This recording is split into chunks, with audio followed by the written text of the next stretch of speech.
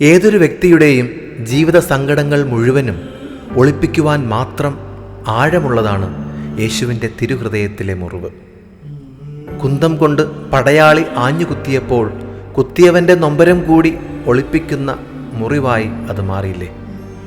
തിരുഹൃദയത്തിലേറ്റ മുറിവുകളൊക്കെയും തിരിച്ചറിഞ്ഞ് പടയാളികളെ നോക്കി ഇവരോട് കരുണ തോന്നണമേ എന്നപേക്ഷിക്കുന്ന ആഴമുള്ള ഹൃദയം.